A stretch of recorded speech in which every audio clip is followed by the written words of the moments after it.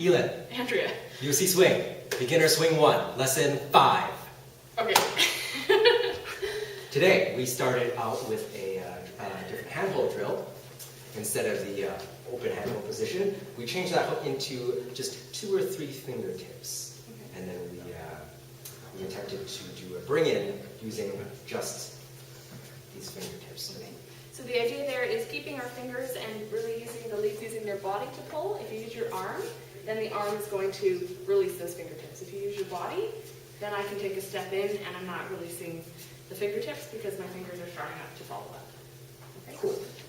We moved on to we talked about musicality a lot today, listening to the music and playing off of it.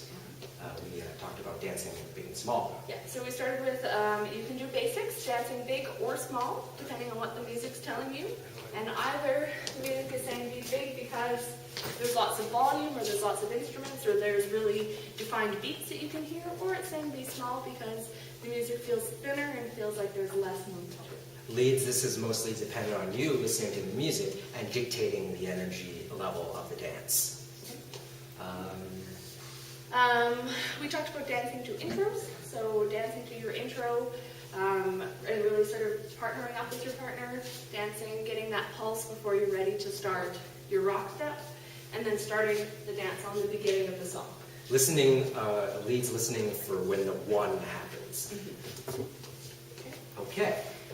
We talked a little bit about phrasing and how you can listen to an overall phrase, and swing music is usually done in 8 beats.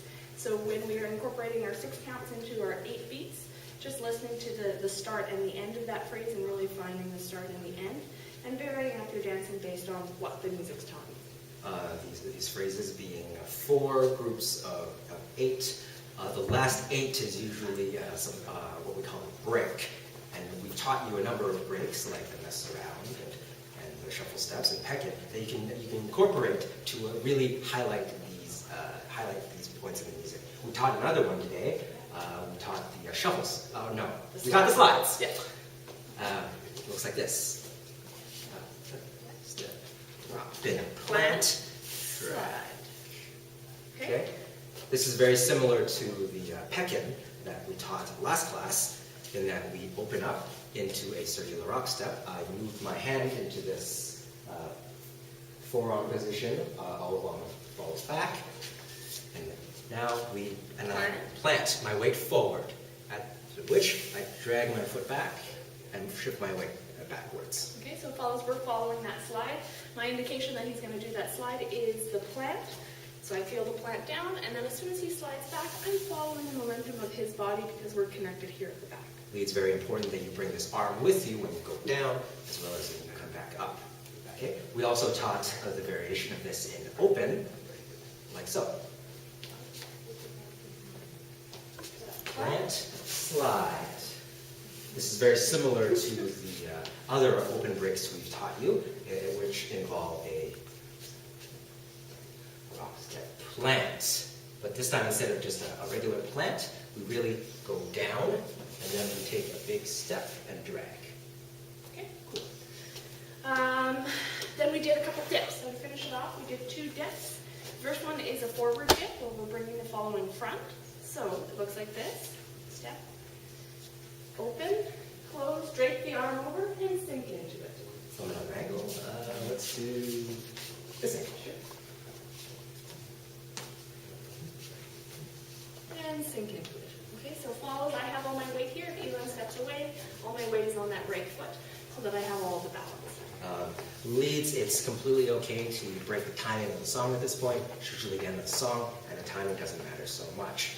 So the important points here is that once you've opened up, you brought her in, you bring this hand over your shoulder, you drape it, after which you kind of just dip down slightly. You do not lean, and you keep your follow close to you. You don't try to get too much distance. The other one? Yeah, and then we taught the last dip was the side lean dip. Okay, So, step, step, step, plant, and sink. So follows, if you're not comfortable with having him take all of your weight there, you can also do a cross and round. That's a little bit more safe, especially if you don't know your lead or you haven't practiced this that much, because all of your weight is on that right foot, and your puppy doesn't have to take all the weight. Leads, when you open up, you plant, you break the timing of the song, and you make sure that you have a lot of body-to-body contact for this. To keep the entire right side of your body straight when you do this lead, and keep your torso and your legs in line. As an added safety measure, you can use this hand, and when you lean down, you use this compression to keep her balanced. You never pull and you never push with your arm. Okay, that's it. That's good. All right. Thanks, guys.